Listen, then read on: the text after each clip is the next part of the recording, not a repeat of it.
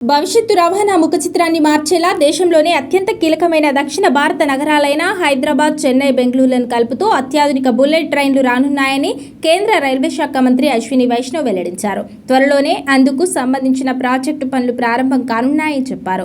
తెలంగాణ రాష్ట్రానికి కేంద్ర ప్రభుత్వం రైల్వే బడ్జెట్ను అత్యంత భారీగా పెంచిందని వెల్లడించారు. హైదరాబాద్లోని హెచ్ఐసిసి వేదికగా నిర్వహించిన వికసిత్ భారత్ 2047 సాంకేతిక పాత్ర అనే ప్రతిష్టాత్మక సదస్సులో కేంద్ర సాంస్కృతిక పర్యాటక శాఖ మంత్రి జి కిషన్ రెడ్డితో కలిసి ఆయన ముఖ్య అతిథిగా పాల్గొన్నారు.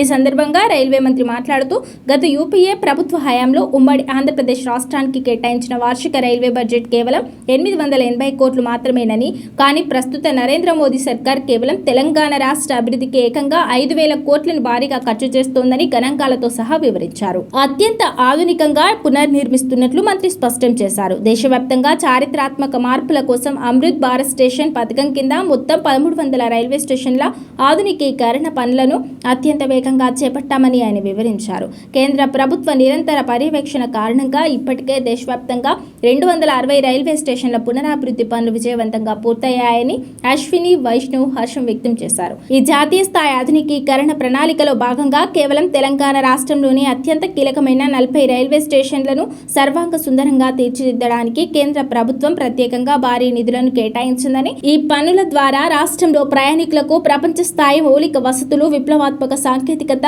సదుపాయాలు అందుబాటులోకి రానున్నాయని చెప్పారు. అంతకుముందు హైదరాబాద్ నగరంలోని ప్రైవేట్ కోచ్ ఫ్యాక్టరీ యూనిట్లను కిషన్ రెడ్డితో కలిసి అశ్విని వైష్ణవ్ సందర్శించారు. ముందుగా కొండకల్లోని మేధా బోగిస్ ఫ్యాక్టరీని, ఆ తర్వాత ఫ్యాబ్ సిటీ రావిల్యాలలోని మేధా సర్వో డ్రైవ్ ప్రైవేట్ లిమిటెడ్ను సందర్శించారు. ఈ యూనిట్లలో మెట్రో, మేము, వందే భారత్ తదితర ట్రైన్లకు సంబంధించిన చాసిస్లను విద్యుత్తో నడిచేలా మోటార్లను తయారు చేస్తున్నారు. వాటి తయారీ విధానాన్ని పరిశీలించి వివరాలు అడిగి తెలుసుకున్నారు.